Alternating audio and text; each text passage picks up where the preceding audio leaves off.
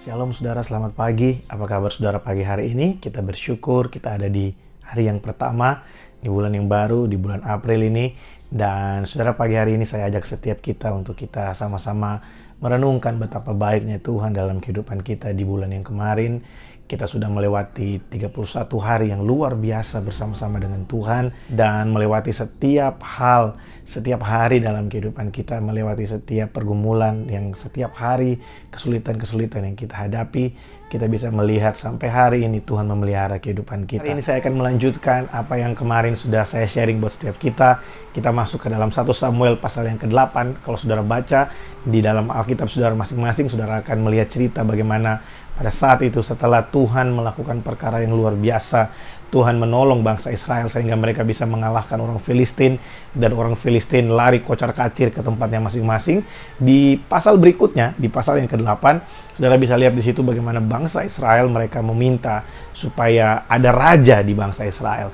Nah, saudara, sebelum dari peristiwa ini, bangsa Israel itu dipimpin langsung oleh Tuhan melalui nabi-nabinya atau melalui seorang hakim pada saat itu, saudara. Nah, pada saat itu mereka melihat bahwa di tempat-tempat lain, di bangsa-bangsa lain, bangsa yang lain yang mereka kalahkan selama ini memiliki raja, dan akhirnya mereka rasa mungkin lebih gampang kalau ada raja, tidak perlu lagi mendengarkan perintah dari Tuhan melalui seorang nabi.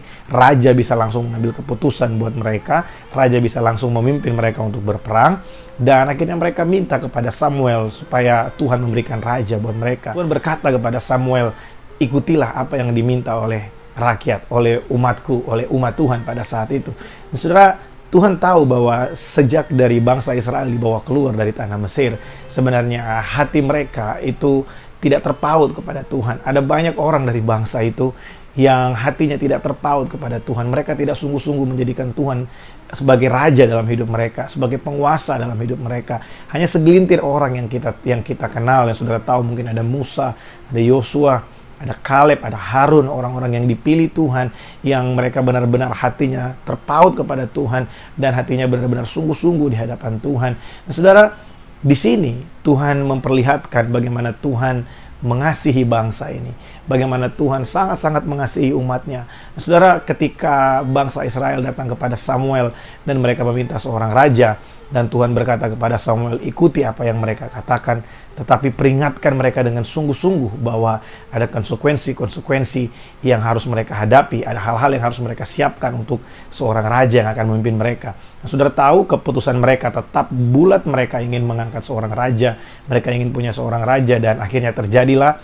Saudara tahu kelanjutan dari cerita ini, maka Saul akhirnya menjadi raja buat mereka. Nah, saudara, ada hal yang penting yang perlu kita pelajari di sini. Yang pertama, dalam kehidupan kita, kita tahu bahwa Tuhan itu memberikan kita hak istimewa untuk kita bisa memilih. Tapi di atas pilihan manusia, kita harus tahu di atas privilege yang Tuhan berikan buat kita untuk kehendak bebas kita, ada kedaulatan Tuhan yang kita tidak bisa hindari. Kita tidak bisa melawan kedaulatan Tuhan dalam kehidupan kita. Kalau saudara bertanya kepada saya, buat apa kita punya kehendak bebas? Nah, saya akan kasih tahu saudara bahwa kehendak bebas manusia itu kecenderungannya adalah melakukan apa yang tidak berkenan di hadapan Tuhan. Karena semua manusia telah jatuh ke dalam dosa dan kehilangan kemuliaan Allah. Tidak ada keinginan dari hati manusia untuk bisa menyenangkan Tuhan. Keinginan dari hati manusia untuk mengikuti perintah Tuhan itu adalah hasil karya dari Roh Kudus dalam kehidupan kita. Makanya tanpa Roh Kudus kita nggak bisa melakukan yang baik dalam hidup kita. Nah, saudara, kita perlu mengetahui bahwa Paulus berkata, semua cerita yang ada di dalam kitab Perjanjian Lama, semua cerita-cerita tentang bangsa Israel itu ditulis untuk menjadi peringatan buat setiap kita. Hari ini sebagai hamba Tuhan, izinkan saya mengingatkan setiap kita, jangan gantikan posisi Tuhan sebagai Tuhan dan Raja dalam kehidupan kita dengan apa yang ada di sekeliling kita. Jangan melakukan apa yang bangsa Israel lakukan, karena saudara tahu bahwa pada akhirnya Saul pun gagal melakukan tugasnya sebagai raja. Dan saudara harus tahu bahwa lewat semua itu Tuhan punya rencana untuk menunjukkan kepada setiap kita bahwa rencana Tuhan itu selalu yang terbaik buat kita. Jangan mau terburu-buru dengan apa yang kita rancangkan. Jangan mau terburu-buru dengan keinginan kita. Tanya Tuhan, prioritaskan untuk bertanya kepada Tuhan, prioritaskan untuk meminta petunjuk kepada Tuhan, supaya dalam langkah-langkah kita, dalam setiap keputusan yang kita ambil, kita bisa mengambil keputusan yang tepat dalam kehidupan kita. Kalau hari ini mungkin hidupmu sudah terlanjur mengambil keputusan yang salah, kalau hari ini mungkin engkau sudah berbuat sesuatu yang bertentangan dengan yang Tuhan mau, engkau sendiri menyadari bahwa engkau berbuat sesuatu yang salah di hadapan Tuhan, dengarkan baik saudara. Saudara juga tahu cerita ini, ketika Saul gagal, Tuhan punya Daud. Tuhan mengangkat Daud untuk menjadi penolong. Dan Tuhan menunjukkan belas kasihannya buat bangsa Israel.